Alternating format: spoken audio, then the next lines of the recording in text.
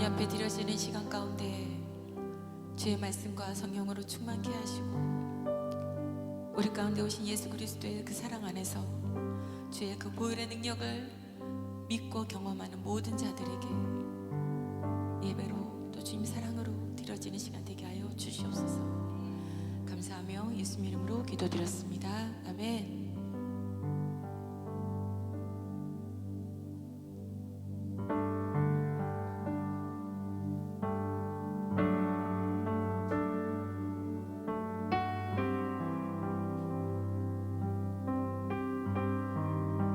잊을 수 없는 애, 잊을 수 없는 은혜, 주님의 크신 사랑, 자신을 버리심으로 나를 품어주셨네.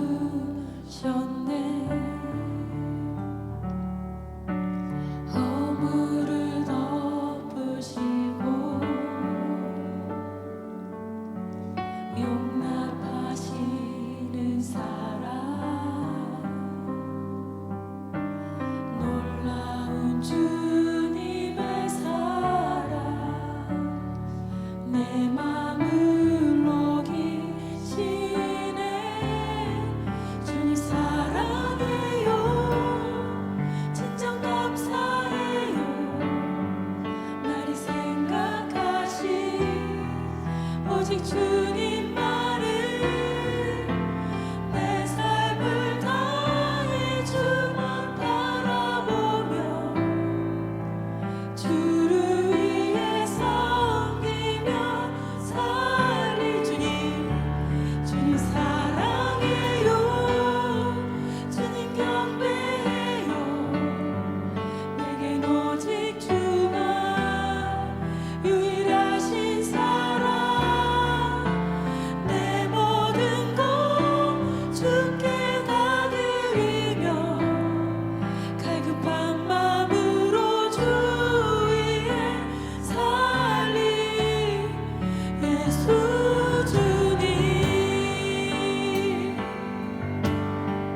잊을 수 없는 은혜, 잊을 수 없는 은혜,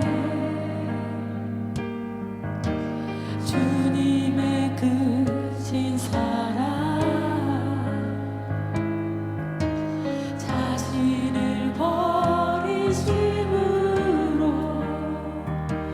나를 품어주셨네.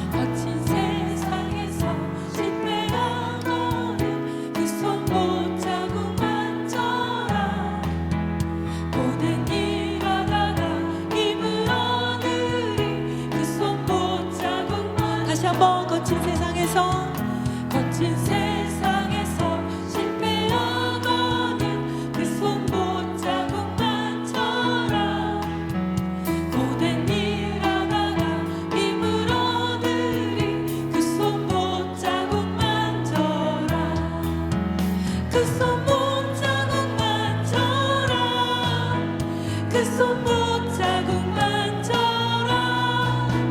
주가 널 지키며 인도하시리. 그 손목 자국 만져. 내가 어둠 속을 걸어갈 때에 그 손목 자국 만져라. 주가 참 평안을 내게 주시리. 그 손목 자국 만져라. 그 손목 자국 만져라. 그 손목 자국 만져라. 주가 널 지키며 인도하시리. 그 손목 자국 만져. 너의 죄악의 짐 무거울 때에 그 손목 자국 만져라. 마음 문 열고서 주를 모셔라. 그 손목 자국 만져. 아멘. 그 손목 자국 만져라. 그 손목 자국 만져라. 주가 널 지키며 인도하시리. 그 손목 자국 만져라. 그 손목 자국 만져라. 그 손목 자국 만져라. 주가 널 지키며 인도하시리. 그 손목 자국 만져라.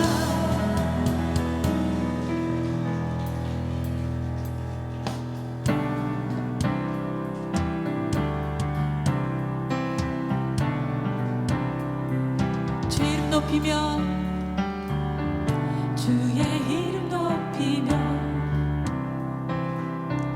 주를 찬양하나이다. 나를 구하러 오신 주를 기뻐하나. 다시 한번 주의 이름 높이며 주의 이름 높이며 주를 찬양하나이다. 나를 구하러 오신 주를 기뻐하나이. 하늘 영광 버리고 하늘 영광 버리고 이 땅 위에 십자가를 지시고 죄사했네. 무덤에서 일어나 하늘로 올리셨네. 주의 이름 높이리.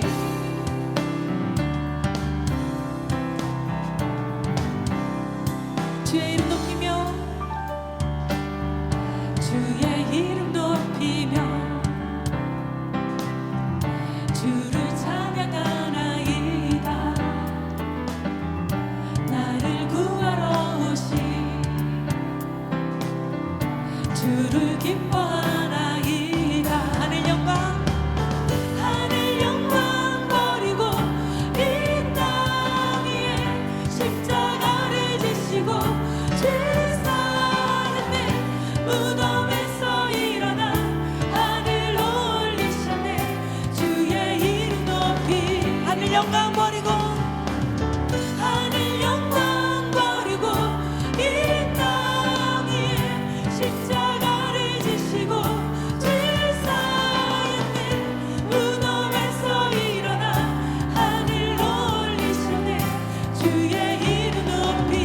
하늘 영광 버리고 이 땅 위에 십자가를 지시고 죄사했네. 무덤에서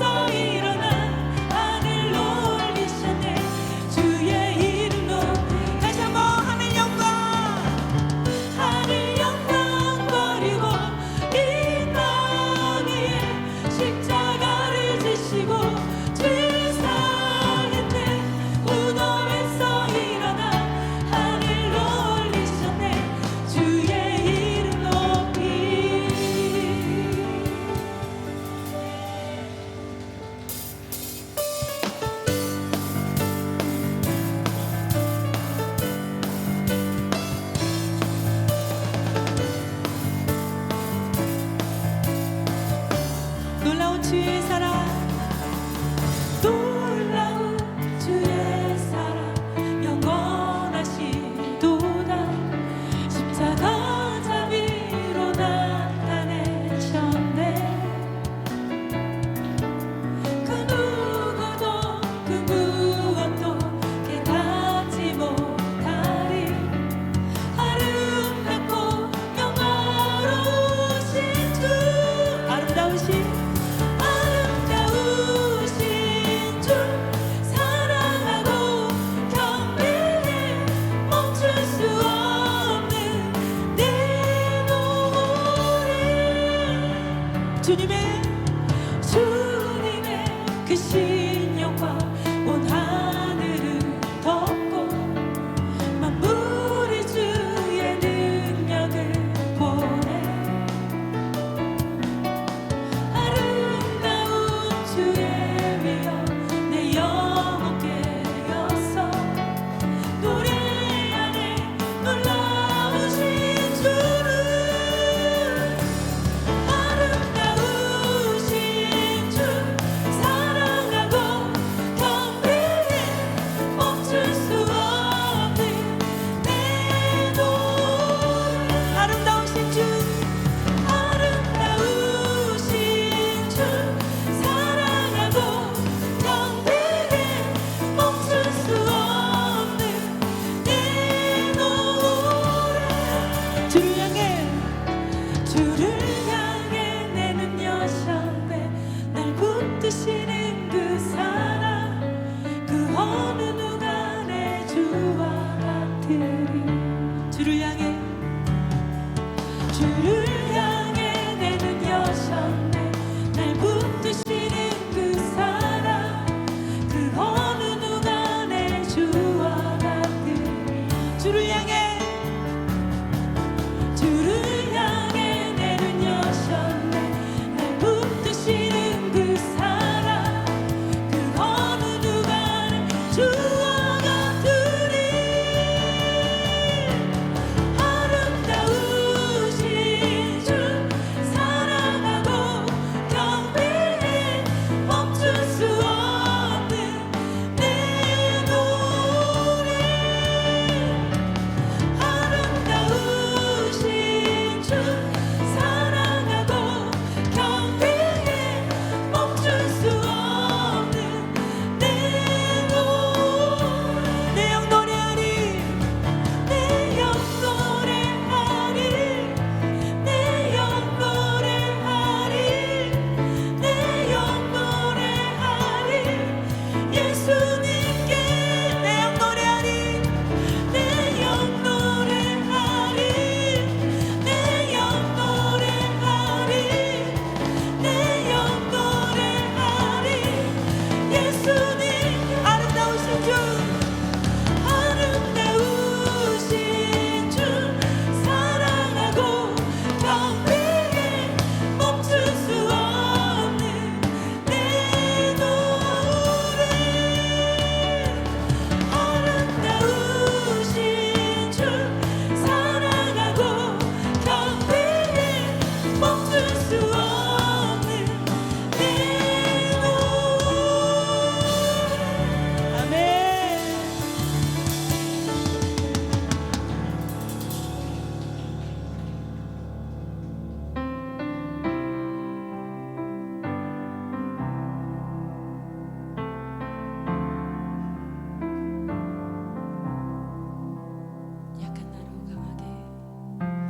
약한 나로 강하게 가난한 날 부하게 눈먼 날 볼 수 있게 주 내게 행하셨네 약한 나로 강하게 약한 나로 강하게 가난한 날 부하게 눈먼 날 볼 수 있게 주 내게 행하셨네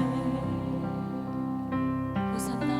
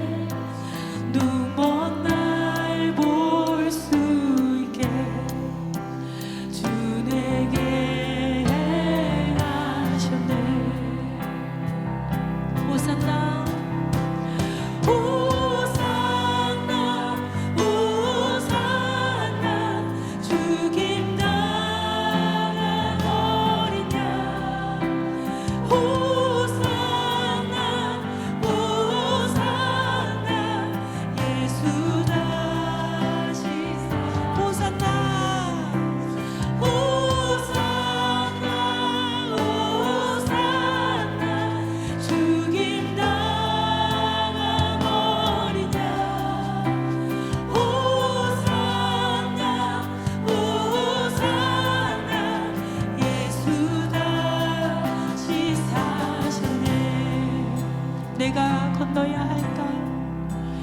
내가 건너야 할까? 거기서 내 죄 씻겼네. 이제 주의 사랑이 나를 향해 흐르네. 깊은 강에서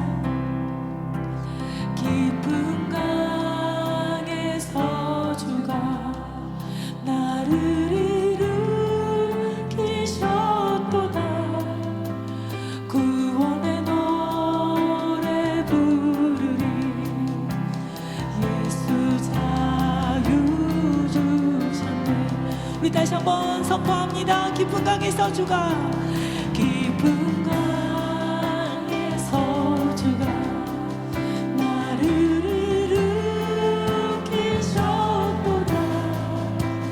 구원의 노래 부르. 예수 자유 주셨네. 예수 자유 주셨네. 할렐루야. 호산나 호산나 호산나. 죽임 당한 어린 양. 호산나 호산나.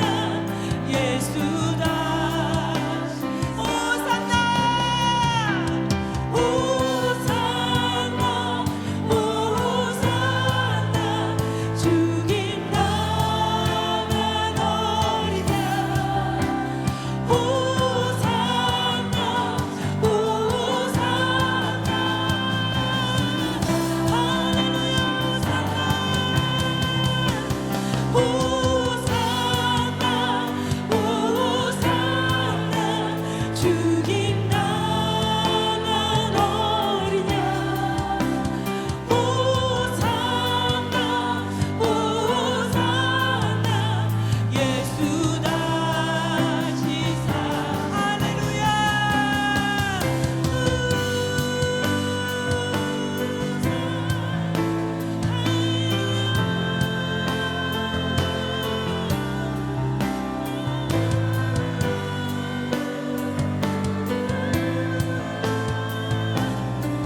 우리를 살리신 예수 그리스도 앞에 우리가 두 손을 들고 나아갑니다. 호산나.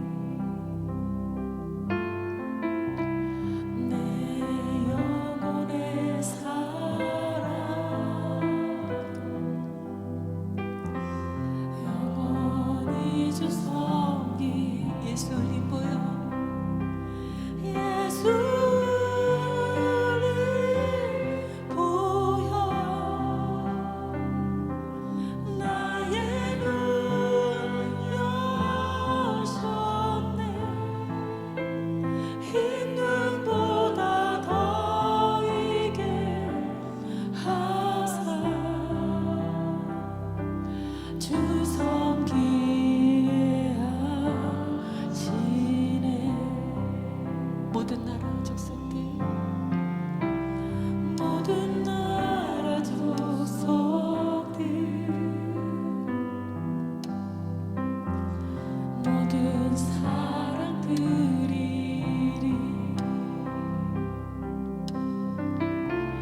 귀장지나 담대히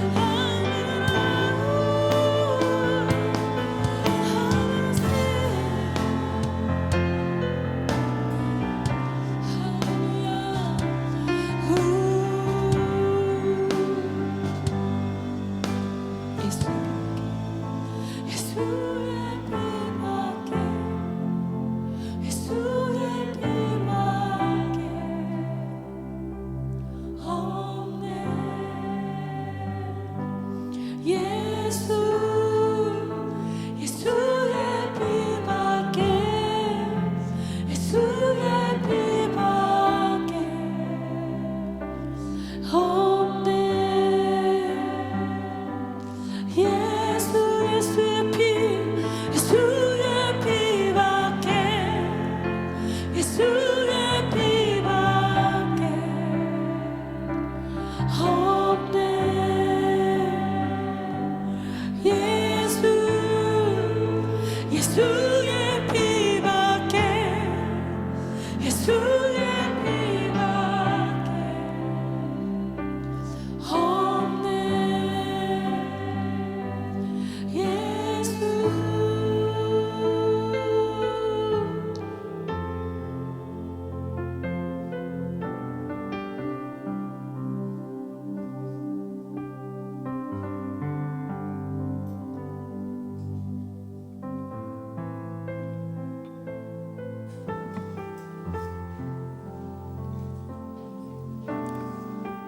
하나님 감사합니다.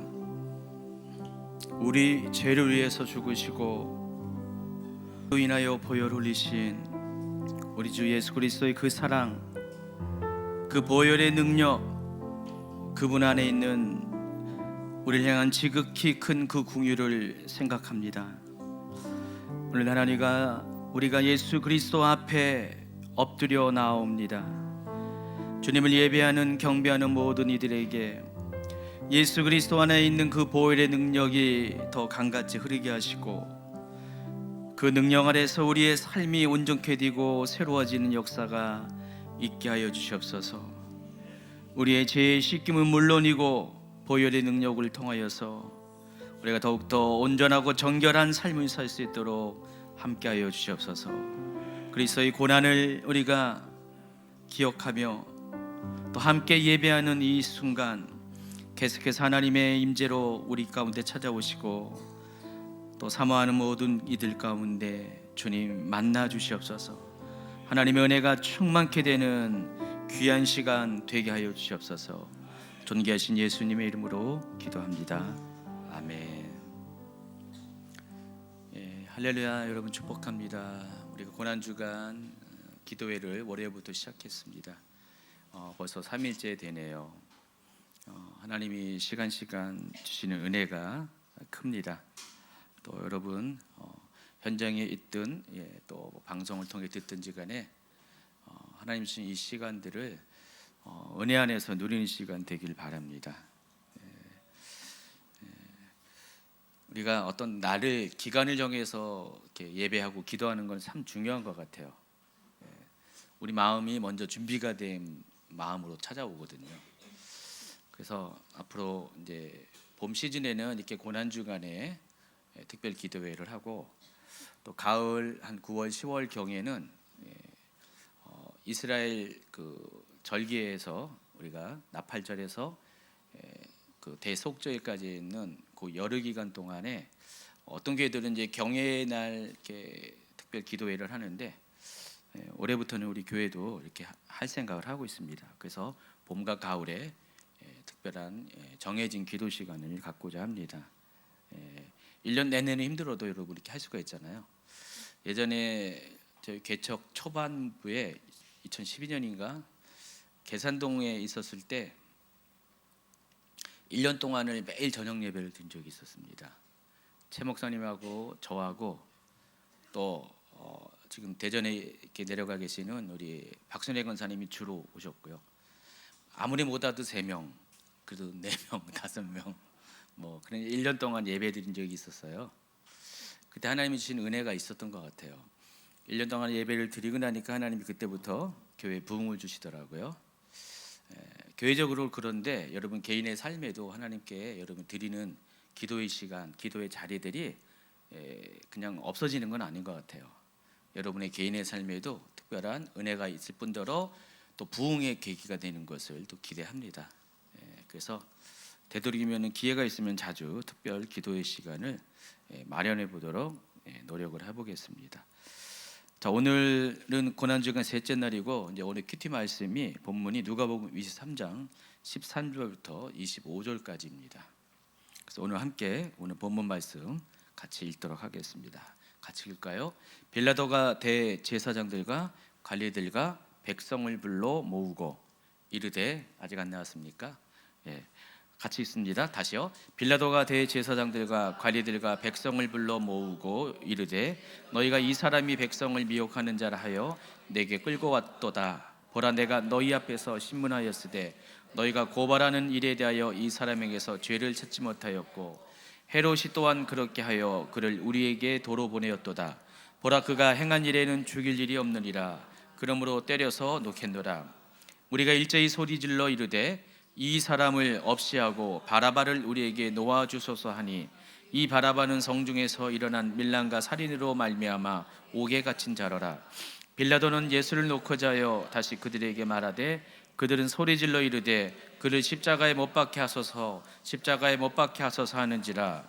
빌라도가 세 번째 말하되, 이 사람이 무슨 악한 일을 하였느냐? 나는 그에서 죽일 죄를 찾지 못하였나니 때려서 놓으리라 하니, 그들이 큰 소리로 지적하여 십자가에 못 박기를 구하니 그들의 소리가 이긴지라. 일례 빌라도가 그들이 구하는 대로 하기를 언도하고 그들의 요구하는 자 곧 밀란과 살인으로 말미암아 옥에 갇힌 자를 놓아주고 예수는 넘겨줘 그들의 뜻대로 하게 하니라. 아멘. 어제 주경 목사님이 그 앞에 있는 단락 1절부터 12절까지 이야기 하면서 예수님의 말씀이 딱 한 군데밖에 짧은 문장 하나 나온다고 했는데, 지금 보니까 여기는 예수님 말씀이 한 문장도 없는 것 같아요. 그렇죠? 일단은 우리가 지금 수요일이라서 수요 예배 이제 원래 그 수요 강해 하잖아요. 그래서 제가 약간은 이렇게 생각을 했어요. 근데 어차피 다음번에 이 부분을 못 다루거든요. 그래서 좀 수요일 날 컨셉에 맞게끔 조금은 그 부분에 설명을 하고 또 뒷부분에 가서 고난 주간에 맞는 컨셉으로 말씀을 또 이어서 전하도록 하겠습니다. 그래서 약간 어제 그제보다는 약간 설교 시간이 길어지게 될 겁니다. 1-20분 참조하시기 바랍니다. 어제 큐티 본문인 1절부터 12절에는 유대 지역을 다스리는 로마 총독이 빌라도라고 그랬고요. 또 갈릴리 지역과 베레아 지역을 다스리는 분봉왕 헤롯 안티파스가 예수님을 신문하는 장면이 그 단락에 소개되어 있습니다. 자, 오늘 본문은 그 신문을 토대로 빌라도가 예수님에 대한 고소 사건을 판결하는 장면이 기록되어 있습니다.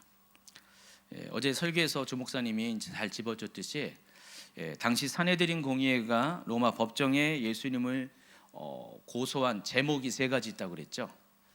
누가복음 23장 2절에 보면은요, 고발하여 이르되 우리가 이 사람을 보매 우리 백성을 미혹하고 가이사에게 세금 바치는 것을 금하며 자칭 왕 그리스도라 하더이다.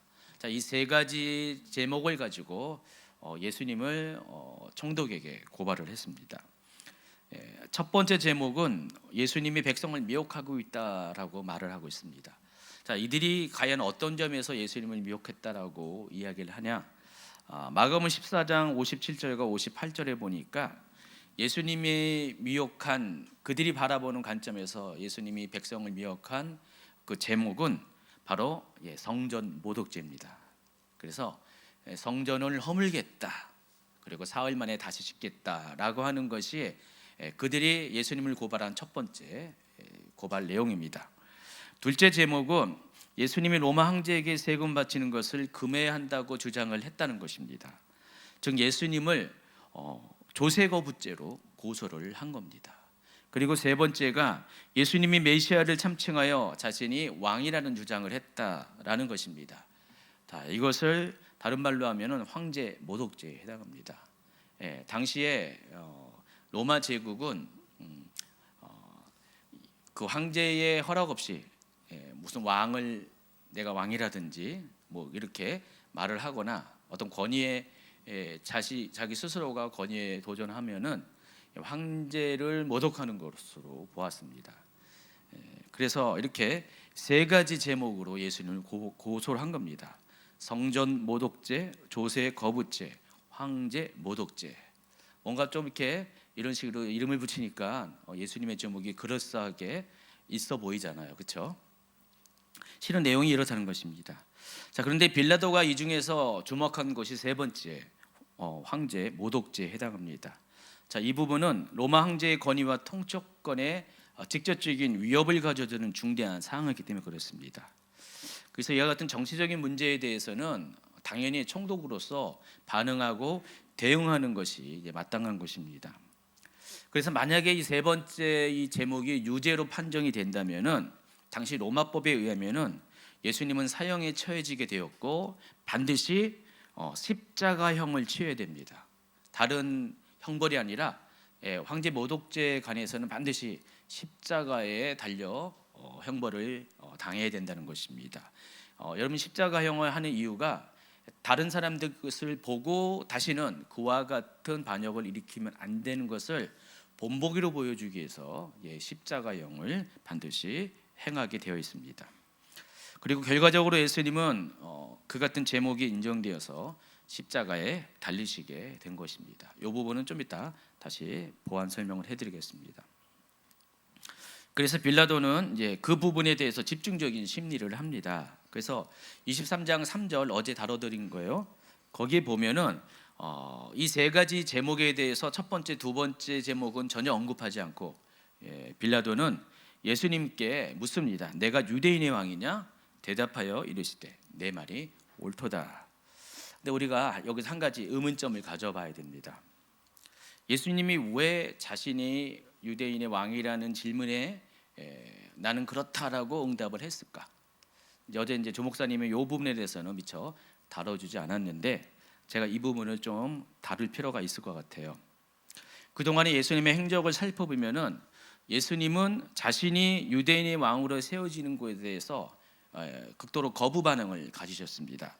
요한복음 6장 15절에 보니까 이런 말씀이 있어요. 그러므로 예수께서 그들이 와서 자기를 억지로 붙들어 임금으로 삼으려는 줄 아시고 다시 혼자 산으로 떠나가시니라 그랬습니다. 예수님이 놀라운 기사와 이적을 행하니까 사람들이 예수님이 행하시는 능력을 보고 예수님이야말로 메시아다, 그리스도다 생각을 했습니다. 그래서 예수님을 강제로라도 자신들의 왕으로 세워서 메시아적인 그 통치권을 행하기를 원했던 것입니다. 이럴 때 예수님은 그들의 요청이 피해서 사람들이 자기를 찾지 못하는 산으로 홀로 따로 떨어져 가셨다는 것입니다. 이처럼 예수님은 유대인의 왕이 되는 것을 결코 원치 않으셨어요. 자, 그런데 그럼에도 불구하고 왜 예수님은 정작 지금은 자신이 유대인의 왕이라고 하면 황제 모독죄에 속하기 때문에 거기에 그런 말을 할 필요가 없는 이때에 자신이 유대인의 왕인 것을 스스로 인정을 했을까요? 예수님의 마음이 어땠을까? 예수님이 어떤 생각을 가지고 이와 같은 이야기를 했을까요? 예수님은 결코 왕이 되려 하지 않으셨는데, 왕 될 생각이 전혀 없는데 왜 꼭 필요한 이 시간에, 더욱이 더 부정해야 되는 이 시간에 예수님은 왜 이와 같은 정반대의 고백을 했을까요? 이것은 예수님의 사명 때문에 그렇습니다. 자, 예수님은 유대인의 왕으로 죽어야 했기 때문에 그렇습니다. 그러니까 예수님은 본인은 유대인의 왕이 되고 싶은 마음은 전혀 없는데 예수님의 사명은 유대인의 왕으로 죽어야 했기 때문에 그렇습니다. 그래서 자신을 유대인의 왕이라고 마지막 순간에 말할 수밖에 없었던 것입니다. 지난번에 최혜슬아 선교사님 우리 이스라엘 세미나 여러분 다 이렇게 잘 들으실 겁니다.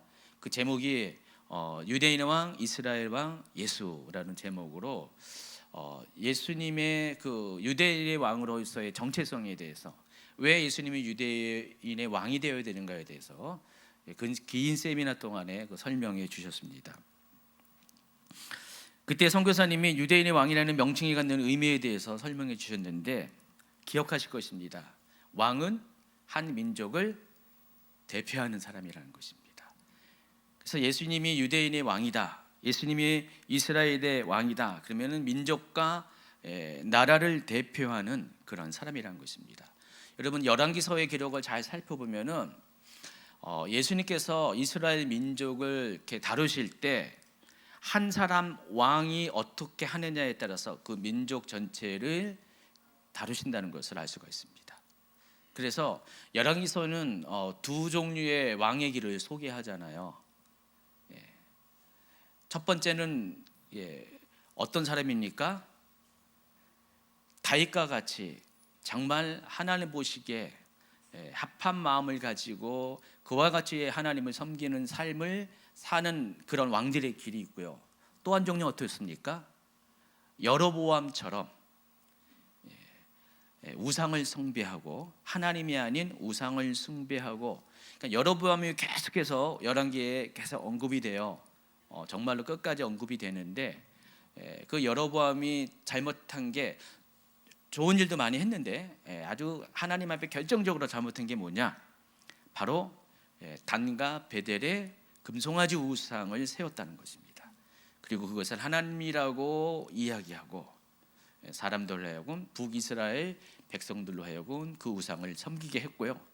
그와 같은 우상 숭배가 북이스라엘 그 나라가 멸망할 때까지 쭉 이어졌습니다. 그래서 그 길을 가리켜서 여로보암의 길이라고 합니다. 그래서 모든 열왕기서에 나오는 왕들은 두 가지의 길 중에 하나를 택해야만 했어요. 선택해야 됩니다.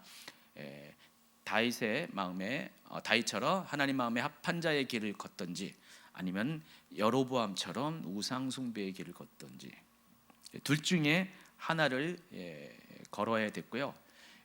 대부분의 이스라엘 그 왕들은 북이스라엘 왕들은 여로보암의 길을 걸었어요. 그리고 또 다수의 유다의 왕들은 일부는 여로보암 같은 그런 길도 걸었지만 다수의 왕들은 다윗과 같은 그런 길을 걸었습니다. 어쨌든 하나님이 이 왕들의 행보에 따라서 민족을 다루셨어요.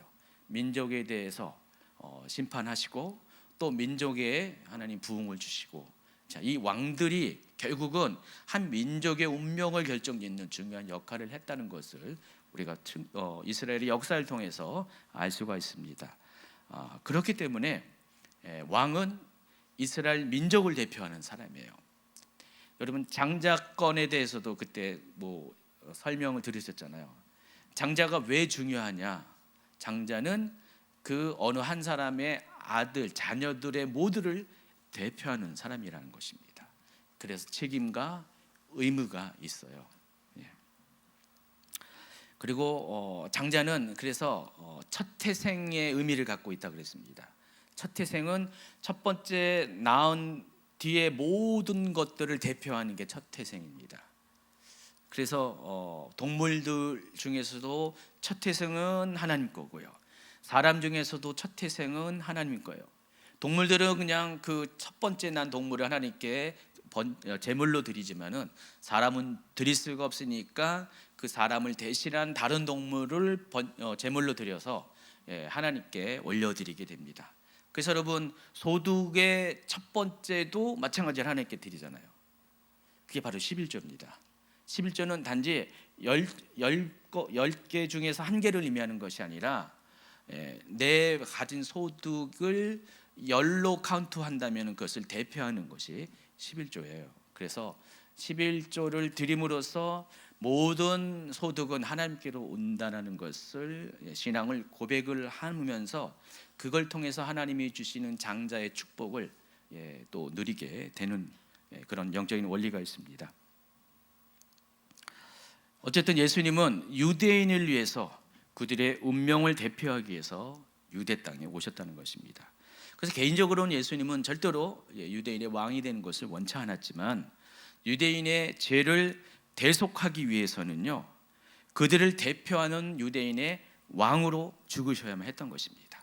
그러니까 예수님이 유대인을 대표하는 왕으로 죽어야지만, 그리고 다시 부활하셔야지만 유대인의 모든 죄가 대속을 받고 또 그들이 죄에서 다시 자유함을 얻는 그런 특별한 영적인 그런 은혜 또 원리가 있기 때문에 예수님은 유대인의 왕으로 죽으실 수밖에 없었다는 것입니다.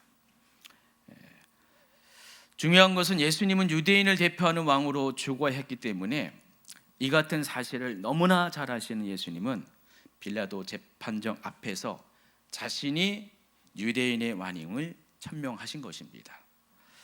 근데 그럼에도 불구하고 한 가지 이해되지 않는 점이 또 있어요. 빌라도는 예수님의 자백에도 불구하고 예수님에게서 죄가 없다는 신문 결과를 공포하였다는 것입니다.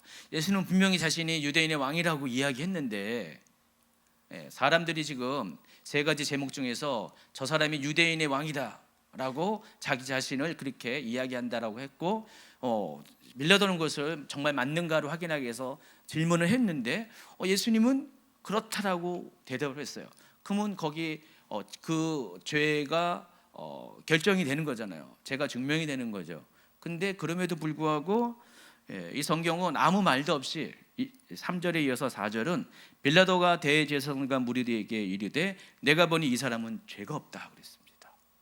3절에 보면 분명히 죄가 있는데 빌라도는 죄가 없다라고 이야기합니다. 다른 공간복음서 모두를 살펴봐도 똑같은 이야기가 같은 표현으로 나와 있어요. 자, 그런데 우리가 요한복음을 살펴보면은 이 3절과 4절 사이에 어떤 또 다른 사건이 있었다는 것을 알 수가 있습니다. 참고로 여러분, 요한복음은 공간복음에서 누락된 부분들을 보완하는 목적으로 그런 요한복음이 기록된 목적 중에 하나가 그런 목적으로 쓰여지기도 했습니다. 그래서 요한복음을 살펴보면은 누가복음 23장 3절과 4절 사이에 누락된 부분이 미처 말하지 않은 부분이 여기 기록이 있습니다. 특히 요한복음 18장을 보면은 우리가 공간복음서에서 누가복음에서 미처 설명하지 못한 두 가지 사실을 확인할 수가 있습니다. 자, 요한복음 18장으로 가보겠습니다. 31절과 32절에 보니까 빌라도가 이르되 너희가 그를 데려다가 너희 법대로 재판하라. 유대인들이 이르되 우리에게는 사람을 죽이는 권한이 없나이다 하니 이는 예수께서 자기가 어떠한 죽음으로 죽을 것을 가리켜 하신 말씀을 응하게 하려 함이로라 그랬습니다. 다른 공간복음서에는 이 부분이 생략되어 있는데 요한복음을 보면은 예수님이 빌라도의 재판정 앞에 서야 되는 이유가 여기 분명히 나와 있어요. 예수님의 죽으심에 대해서 성경이 예언한 그대로 예수님은 죽으셔야 했기 때문에 그래서 예수님이 빌라도 재판장 앞에 설 수밖에 없었다. 또 33절 부터 36절까지 보시면은요, 한번 읽어볼까요? 이에 빌라도가 다시 관정에 들어가 예수를 불러 이르되 내가 유대인의 왕이냐?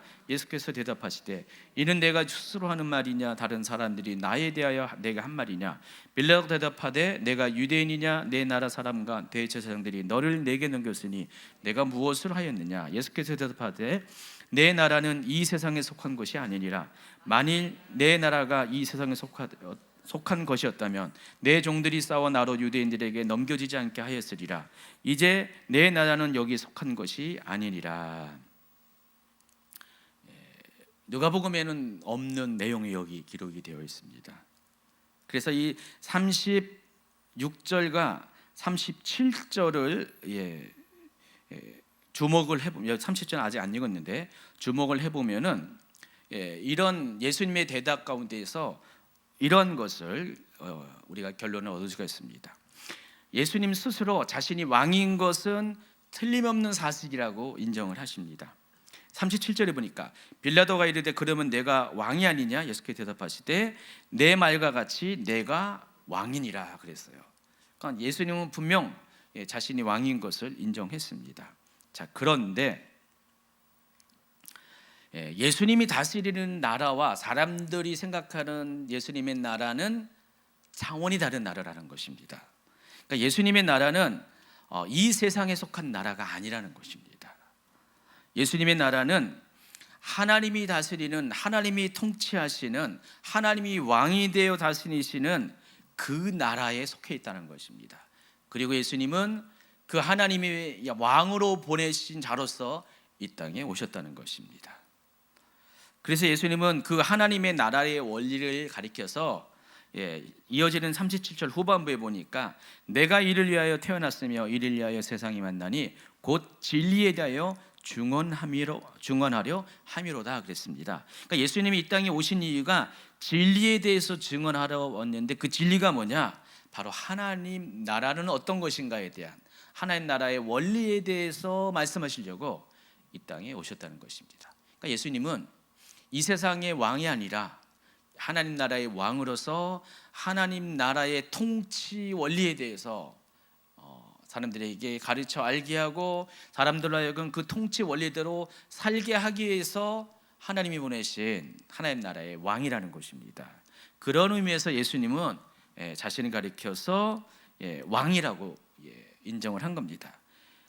비록 왕이지만 자신 자신의 왕국은 이 세상의 통치 영역과는 다른 곳이라는 자백을 한 것입니다.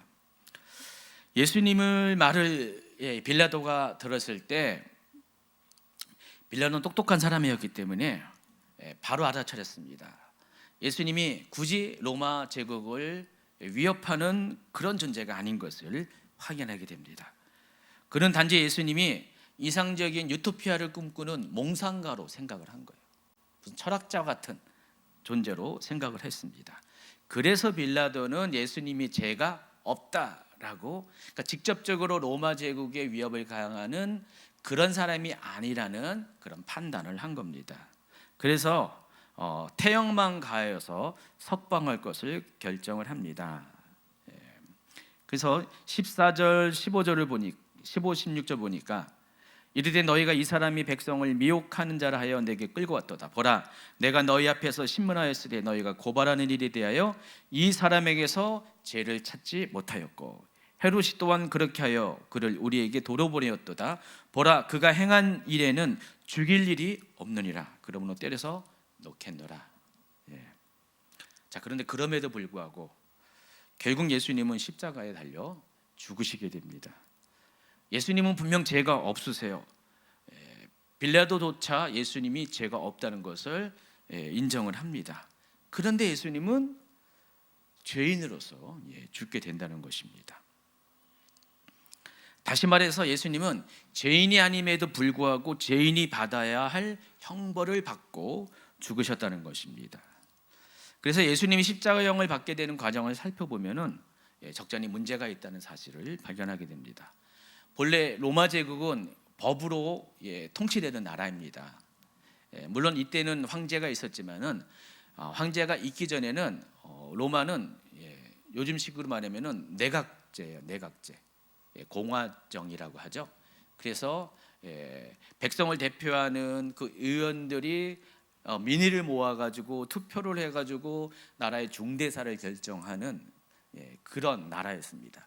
그래서 황제가 세워지기 전에는요, 집정관이라는 사람이 그 오늘날의 그 정부의 역할을 해서 원로원에서 결정사항들을 집행하는 사람이 집정관입니다. 그러다가 이제 그 1세기 여기 1세기 시대기 바로 직전에 로마 제국의 황제 제도가 필요에 의해서 제국화되면서 생겨나게 됩니다. 어쨌든 로마 제국은 법에 의해서 모든 것이 운영되는 그런 시스템을 갖고 있었어요. 그런데 예수님에게 십자가형이 확정되는 과정을 살펴보면은 그와 같은 법치가 무력화됐다는 것을 알 수가 있습니다. 그러니까 예수님은 법에 의해서 판결을 받아서 죽으신 것이 아니라 여론 때문에 죽으셨어요. 그러니까 예수님은 법에 의한 죄인이 아니라 여론에 의해서 죽임을 당한 것입니다. 그래서 그 가세한 과정이 오늘 본문에 나타나 있습니다. 자, 예수님에게서 죄를 발견하지 못했다는 그 빌라도의 그 판결 결과를 들은 군중들은 일제히 소리를 지릅니다. 18절, 무리가 일제히 소리질러 이르되 이 사람을 없이 하고 바라바를 우리에게 놓아 주소서 그랬습니다. 자, 이 분노한 군중들이 외치는 소리를 빌라도가 들었을 때 아마도 빌라도는 이러한 상황에 대해서 기대가 없었던 것 같아요. 깜짝 놀랐어요.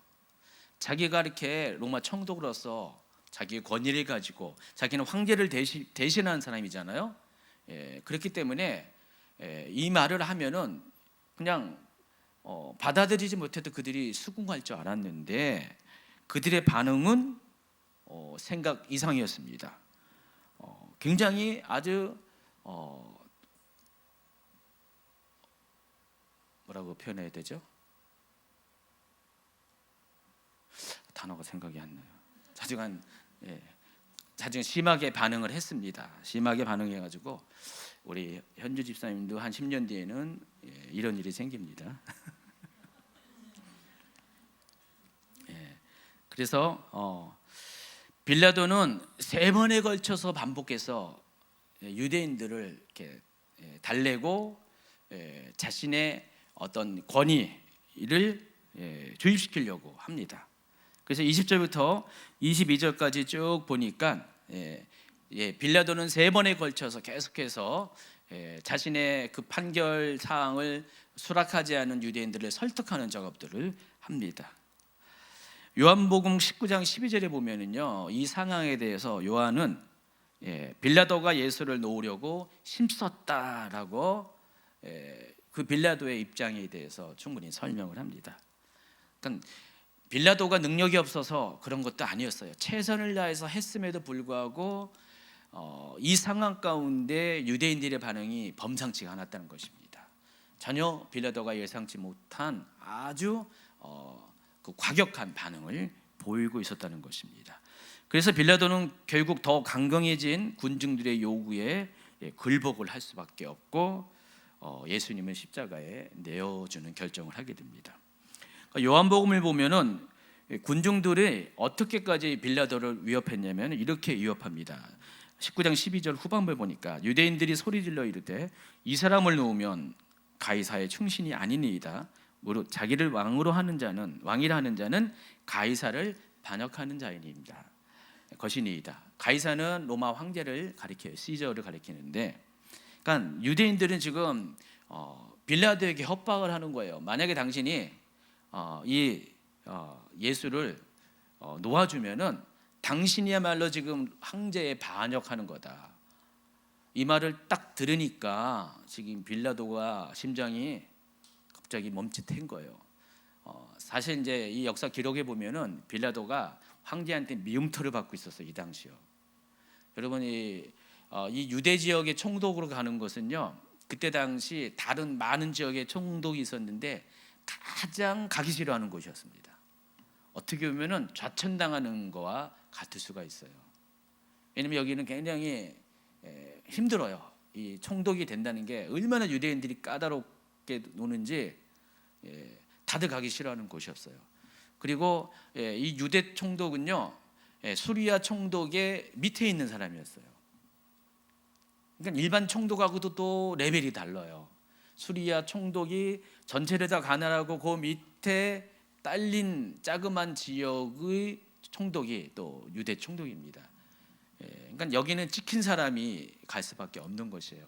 뭔가를 자리를 맡아야 되는데 갈 데 없는 사람이 일종의 자천식으로 가는 곳이 유대 총독이었습니다. 그러니까 늘 언제나 빌라도는요, 로마 정부의 눈치를 보고요, 황제의 그런 잘 보이려고 하는 그런 태도를 갖고 있는데 갑자기 이 유대인들이 그걸 아니까, 약점을 아니까 당신이 예수를 놓아주면은 당신은 황제를 반역하는 거다. 다시 말해서 우리가 가서 읍소하겠다라고까지 위협을 하는 것입니다. 그러니까 빌라도가 어쩔 수 없이 자신은 예수님을 이렇게 놓아주려고 아주 힘껏 애를 썼지만은 어쩔 수 없이 자기가 살아야 되기 때문에 뜻을 굽히게 된다는 것입니다.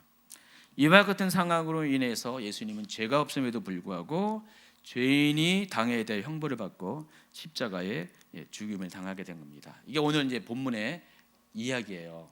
어제 이어서 어제 내용과 오늘 본문을 통틀어서 제가 이 상황 설명을 해드린 것입니다.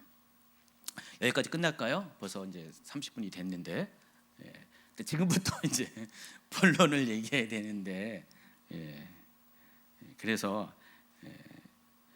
자, 이와 같은 내용 이해를 통해서 저는 여러분이 생각해 볼 것을 3가지만에서 적용해 드리도록 하겠습니다. 먼저 알아야 될 것은요, 예수님은 죄인이기 때문에 죽으신 것이 아니다라는 사실입니다. 다시 한번 명백히 확인해 드립니다. 예수님은 죄인이기 때문에 죽으신 것이 아닙니다. 예수님은 자신의 죄로 인해서 죽으신 것이 결코 아니라는 사실을 여러분이 아셔야 된다는 것입니다. 이 부분을 빌라도의 선언으로도 확인할 수가 있습니다. 이 사람에게서 죄를 찾지 못하였다. 그가 행한 일에는 죽일 일이 없느니라. 빌라도가 분명히 예수님은 죄인이 아니라는 것을 명백하게 선언을 합니다. 이 고백이 중요한 이유가 있습니다. 이것은 하나님의 대속 원리를 이해하는 가장 중요한 기초가 되기 때문에 그렇습니다. 모든 인류는 자기 죄로 인해서 죽어야 됩니다. 죽을 수밖에 없습니다. 그런데 그 인류를 구원하기 위해서는요, 반드시 죄가 없는 누군가가 대신해서 죽어야지만 그들의 죄가 용서를 받습니다. 이걸 대속이라고 부릅니다. 근데 이 세상에서 죄가 없는 사람은 아무도 없어요. 그 누구도 없어요. 오직 하나님의 아들이신 예수 그리스도 외에는 없다라는 것입니다. 그래서 예수님은 죄가 없음에도 불구하고 사람들의 죄를 위해서 자신이 죄인이 되어서 죽어야만 했다는 것입니다. 바로 이게 하나님의 대속의 원리라는 것입니다. 히브리서 4장 15절은 그거에 대해서 이렇게 말합니다. 우리에게 있는 대제사장은 우리의 연약함을 동정하지 못하시리가 아니요 모든 일에 우리와 똑같이 시험을 받으신 이로되 죄는 없으시니라 그랬습니다. 두 번째, 예수님의 죽으심의 배경에는요, 치열한 영적 싸움이 있었습니다. 그 결과 예수님은 죽음을 맞이하신 것입니다. 자, 예수님과 빌라도의 대화를 통해서 알 수 있는 것은 예수님의 죽으심은 많은 사람의 죄를 위한 대속물로 죽으셨다는 것이에요. 동시에 예수님은 하나님 나라가 이 땅에 임함을 위해서 죽으셨다는 것입니다. 예수님은 빌라도에게 자신이 통치하는 나라에 대해서 아까 설명했잖아요. 요한복음 18장 36절. 내 나라는 이 세상에 속한 것이 아니라 이제 내 나라는 여기에 속한 것이 아니니라. 예수님은 분명히 자신의 나라가 어떤 나라인지에 대해서 설명을 했습니다. 예수님은 이 나라를 통치하는 사람이 결코 아니었습니다. 물질 세상에 속한 그런 왕국의 개념이 아니었어요. 예수님의 나라는 영적인 세계의 질서 가운데 존재하는 그런 나라였다는 것입니다. 그래서 그 통치의 근간이 이 세상이 아니라 하늘에 있는 그런 나라라는 것입니다. 자, 그런 나라가 하늘에 있는 하나님의 나라가 지금 예수님이 이 땅에 오실 때 하늘로부터 세상 가운데 임하게 됩니다. 자, 그때 어떤 일이 생기냐? 그동안에 없었던 싸움이 벌어져요. 큰 전쟁이 벌어집니다. 요한계시록 12장에 보면은 그 옛 뱀이 쫓겨날 때 이 세상에 어떤 일이 벌어지는 것에 대해서 이야기하죠. 요한계시록 12장의 전반부는 미래에 대한 일에 대해서도 이야기하고 또 예수님 당시의 이야기도 또 상징적으로 복합적인 의미를 갖고 있어요. 그래서 하나님의 나라가 예수님을 통해서 이 땅 가운데 임하게 되면은 그때부터는 사탄의 나라와 하나님의 나라가 전쟁을 벌이게 된다는 것입니다. 그래서 지금 우리가 예수님이 초림부터 앞으로 재림의 요 시기, 약 2000년의 이 시기는 극도의 전쟁이 있는 시기였습니다. 인간 세계의 전쟁을 말하는 것이 아니라 영적 세계에 지금 치열한 전쟁을 벌이고 있어요. 지금은 굉장히 전쟁 상황이라는 거예요. 하나님의 나라와 사탄의 나라가 지금 싸우고 있어요. 사탄의 원리와 하나님의 원리가 지금 싸우고 있는 그런 세상이라는 것입니다. 그래서 사탄은 그 하나님의 나라가 자기가 지금 통치하고 있는 이 세상의 영역 가운데 오는 것을, 진입해 들어온 것을 결코 원치 않았다는 것입니다. 왜 예수님이 죽으셔야 됐는가? 하나님의 입장에서는 우리의 죄를 대속하기 위해서 죽으셨지만은 사탄의 입장에서는 바로 예수님을 죽여야지만 자신이 영적 싸움에서 승리하기 때문에 사탄은 예수님이 통치하는, 예수님이 오심으로 인해 통치되는 하나님 나라가 이 땅에 오지 못하도록 예수님을 죽이기 위해서 군중들을 선동해서 예수님을 죽일 것을 종용했다는 것입니다. 이것이 왜 유대인 군중들이 로마 총독의 건의 앞에서도 그토록 강경하게 반응하고, 또 평소 법치를 중시하는 로마 총독도 예수님이 죄인이 아님에도 불구하고 형벌을 받도록 내어주는지를 설명해 주는 이유 중에 하나라는 것입니다. 그러니까 모든 일의 배경에 이와 같은 보이지 않는 세계의 영적 싸움이 있다는 것입니다. 그러니까 눈에 보이는 게 전부가 아니라 눈에 보이지 않는 이 세계에서 이런 일이 벌어지고 있다는 것입니다. 그래서 예수님이 십자가형을 받을 때 가장 기뻐했던 사람들이 대제사장들과 바리새인들 뿐만 아니라 실은 그 뒤에서 역사하는 악한 영이라는 것입니다. 자, 그렇지만 그들은 미처 그 너머에 있는 하나님의 계획을 알지 못했습니다. 그들은 예수님이 죽으면 다 끝날 줄 알았는데, 오히려 하나님의 계획은 예수님의 죽으심을 통해서 그들의 허를 찌르고 부활하게 하셔서 그들의 권세를 결정타를 때리시는 것입니다. 예전에 우리 봤던 영화 그리스도의 순환에 보면은 예수님 십자가에 딱 죽으실 때 사탄이 아기를 안고 있는 사탄이 막 이렇게 웃으면서 아주 기뻐하는 장면이 나오잖아요. 근데 예수님이 딱 죽으시면서 하늘로부터 하나님의 눈물이 탁 떨어지는 그 순간에 마귀가 사탄이 그때 깨달은 거예요. 내가 속았구나. 그 영화에 잘 표현되어 있잖아요. 지금 그 장면이라는 것입니다. 또 세 번째, 오늘 여러분이 오늘 본문을 통해서 이렇게 적용해야 될 것은 세 번째입니다. 이 안타까운 것은 이와 같은 영적 세계에서 일어나는 일을 모르는 사람들은 이 악한 이 영이 하는 일에, 악한 일에 쓰임을 받게 될 수밖에 없습니다. 오늘 본문에서 바로 이 부분에 대해서 적용해야 될 세 번째 교훈이 있습니다. 그래서 만약 여러분이 영에 속한 사람으로 깨어있지 않으면요, 여러분 또한 대제사장들과 또 바리새인들, 그리고 그들에게 영향을 받아 소리치는 군중들과 같이 예수님을 십자가에 못 박는 일에 쓰임을 받을 수 있다는 사실입니다. 여러분 지금 예수님을 믿고 있어요. 교회 다니고 있어요. 근데 그럼에도 불구하고 여러분이 영적인 세계를 보지 못한다면은, 영적으로 깨어있지 못한다면 여러분도 그와 같은 일에 쓰임을 받을 수 있다는 사실을 두려운 마음으로 생각을 하셔야 된다는 것입니다. 만약 오늘 본문에서의 군중들이 영적으로 깨어 있었다면 그들은 결코 예수님을 십자가에 못 박으라고 외치는 소리의 주인공이 되지는 않았을 것입니다.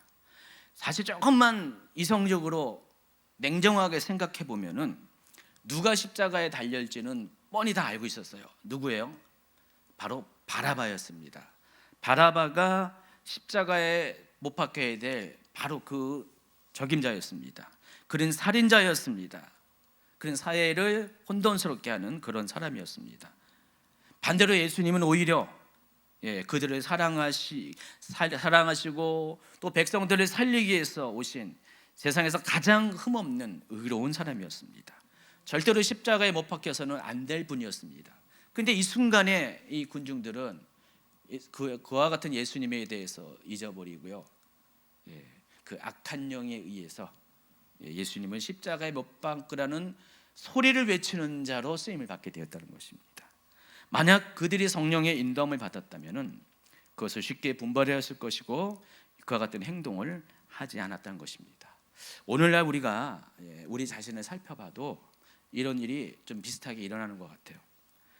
여러분이 많이 성령 안에 깨어있지 않는다면요, 또 여러분이 성령의 조명을 받는 삶을 살지 않는다면은 여러분 또한 죄인과 의인을 구분하지 못할 수가 있어요. 오히려 죄인은 살리고 의인은 죽이려는 행동을 할 수도 있다는 것입니다. 그래서 성도가 성령 안에 껴있는 것이 너무나 중요한 것이에요. 성령의 조명을 받는 사람 삶이 너무나 중요하다는 것입니다. 빌라도는 무려 3번씩이나 예수님이 죄가 없음을 선언했습니다. 우리가 이것을 역발상적으로 생각을 한다면은 어쩌면 성령님께서 이방인인 빌라도를 사용해서 사람들에게 예수님은 죄가 없다는 하나님의 뜻과 마음을 나타내 보여준 것으로 이해할 수가 있다는 것입니다. 실제로 하나님은요, 하나님을 모르는 이방인을 통해서 우리에게 말씀하세요. 자연 만물을 통해서 말씀하시고 환경을 통해서 말씀하십니다. 하나님의 뜻이 무엇인지, 하나님이 싫어하는 것이 무엇인지를 우리에게 많이 말씀하세요. 그런데 성령의 사람이 아니면은 많은 사람들이 자기 생각과 고집에 사로잡혀서 하나님의 뜻은 바라보지 못합니다. 이럴 때 악한 영이 가져다 준 잘못된 생각을 취하고 그것을 고집하면서 마치 그것이 옳은 일을 하는 것이라는 착각을 하게 된다는 것입니다. 오늘날에도 이런 사람이 참 많이 있어요.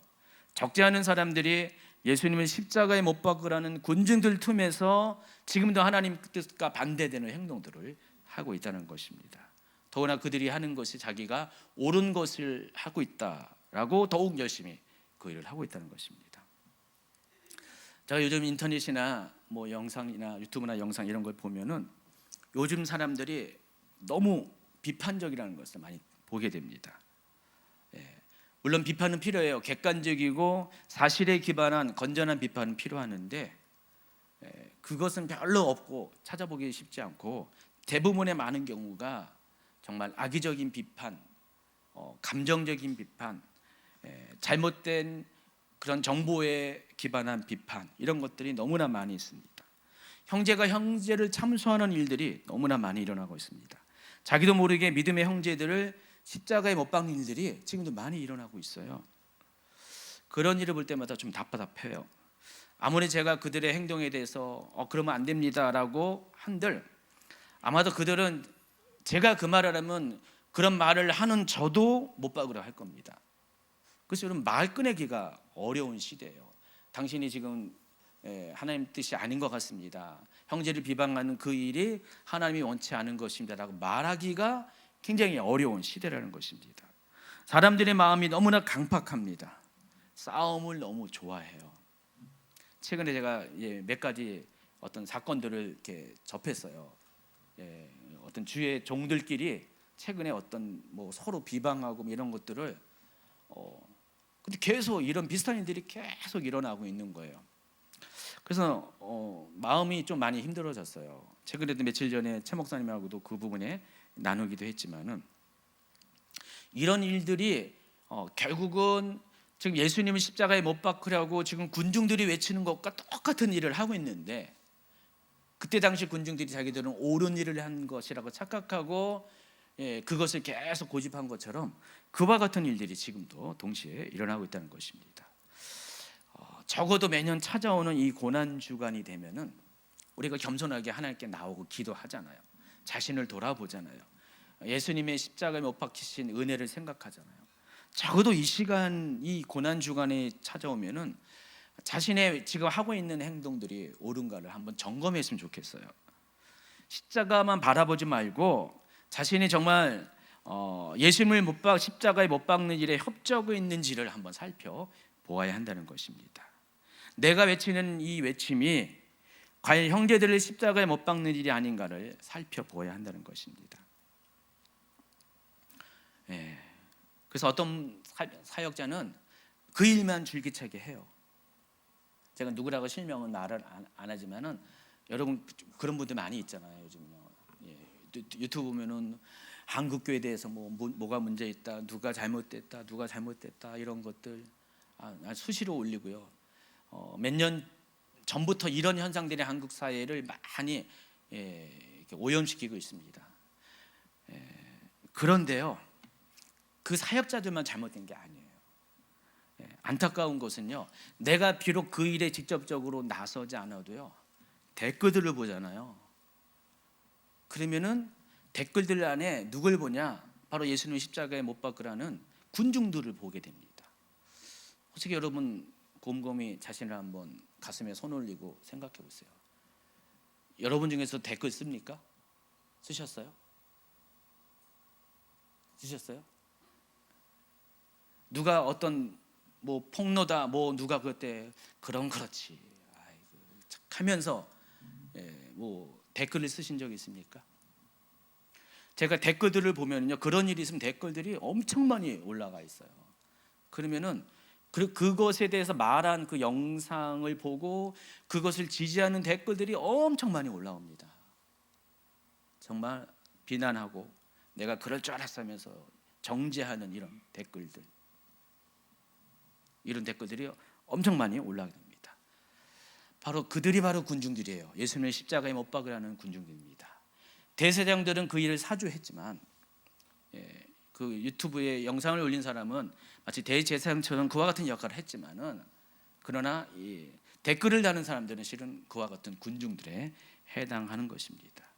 혹 내가 그들 중에 있는지 아닌지를 자신을 돌아보라는 것입니다. 오늘 이 말씀을 전하면서 갑자기 하나님이 이 마음을 주신 것 같아요. 가지고 정말 우리 삶 가운데 군중들이 외치는 것 같이 예수님을 십자가에 못 박으라고 외치는 것 같은 그와 동일한 유사한 일들을 우리가 하고 있다는 사실에 대해서 우리가 한 번쯤은 좀 겸손하게 깊이 생각하는 시간을 갖길 원합니다. 고난 주간이니까 자신을 돌아보는 시간이잖아요. 예수님의 십자가만 묵상하는 게 아니라 이 시간은 자신을 돌아보는 시간입니다. 여러분, 이 고난 주간이 또한 무교절이잖아요. 지금 무교절이 진행되고 있습니다. 무교절 오늘 실은 유대적으로 오늘이 6월절이에요. 6월절이고 이제 곧바로 이제 무교절이 시작됩니다. 무교절은 어떤 겁니까? 누룩을 없이 하는 절기죠. 누룩이 의미하는 게 죄잖아요. 그러니까 죄를 제거하는 절기가 무교절이에요. 여러분, 이 기간 동안에 내 안에 정말 이와 같은 독소적인 그런 마음들, 이런 것들이 없는가 있는가를 생각해보고 만약에 발견되면은 빨리빨리 제거하셔야 돼요. 여러분, 부활은요, 부활절은 이 죄를 제거한 사람이 맞이하게 될 것입니다. 1948년 이스라엘 건국 후 일단의 기독교 신학자들이 이스라엘 대법원에 예수님의 사건에 대해서 재심을 청구했다고 합니다. 처음 들어보죠. 2000년에 있었던 예수님의 이 빌라도 법정에서의 이 재판을 다시 열어달라고 실제로 그런 청구 사건이 있었어요. 1948년에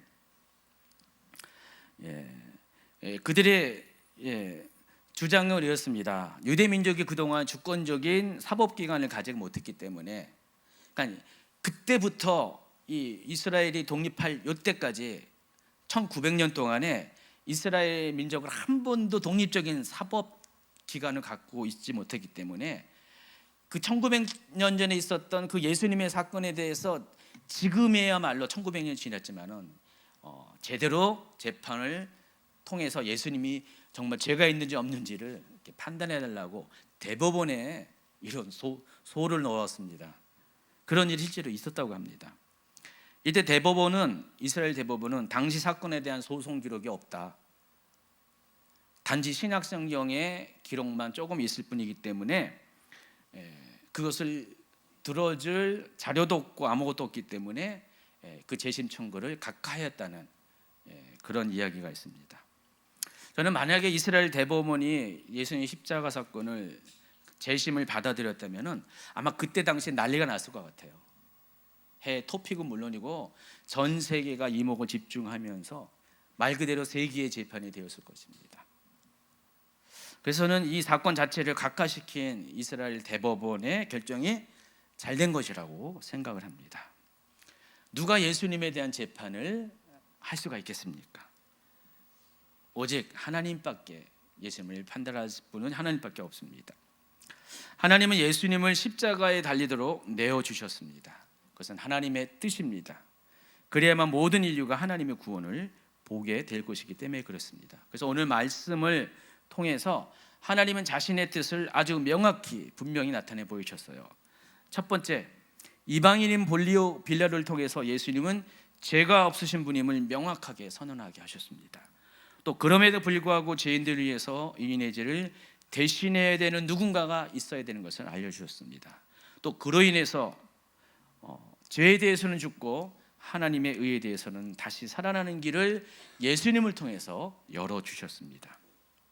또 그렇지만은 그 가운데서도 성령 안에 깨어있지 아니하는 군중들은 자기도 모른 채 지금도 여전히 하나님의 아들을 십자가에 못 박는 일에 동참하고 있다는 사실을 알려주었습니다.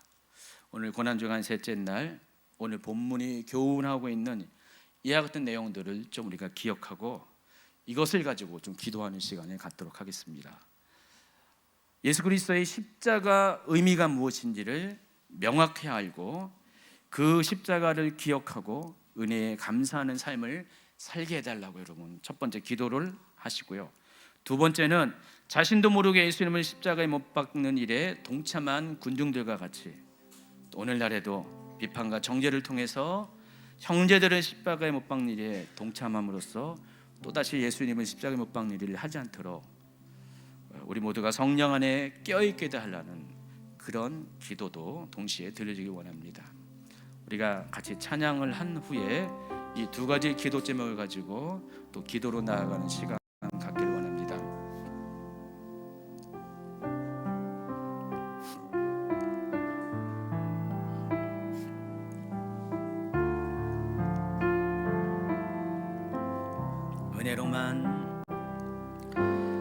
은혜로만 들어가네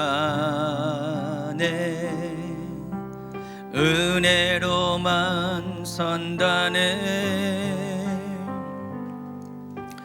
그분 노력이 아닌 어린 양의 보혈로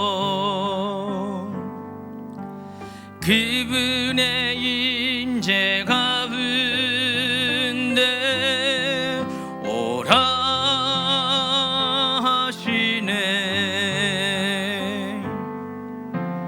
우리를 부르신 그곳 은혜로 들어가네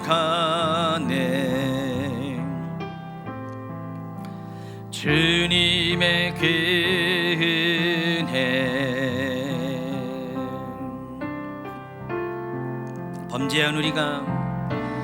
범죄한 우리가 어찌 서리요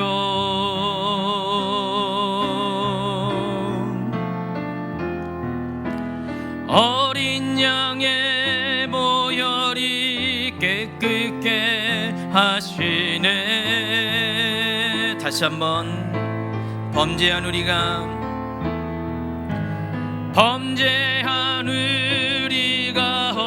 어찌 서리요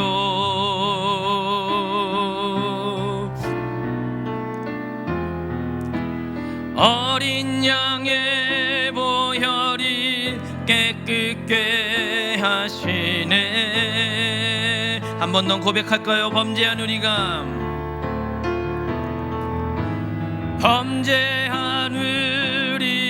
어찌 서리요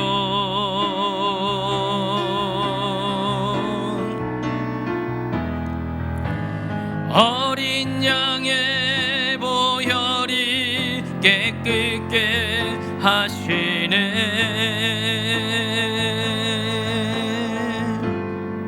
은혜로만 들어가네 은혜로만 선다네 우리의 노력이 아닌 어린 양의 보혈로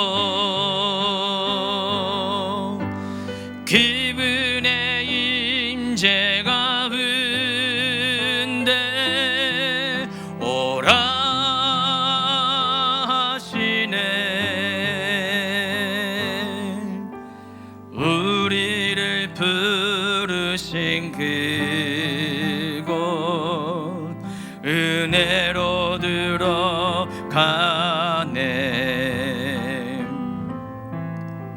주님의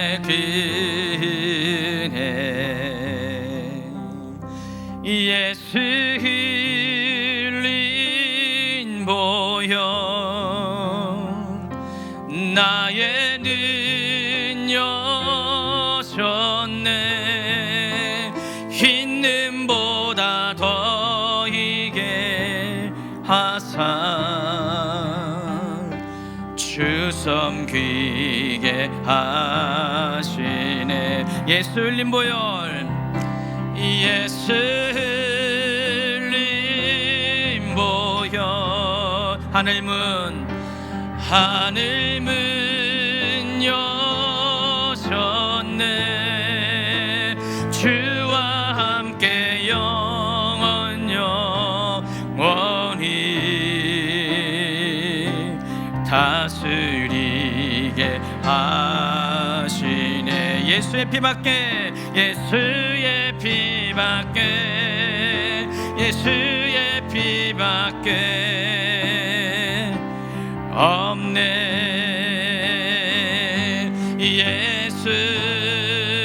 예수의 피밖에, 예수의 피밖에 없네. 예수의 피밖에, 예수의 피밖에 없네.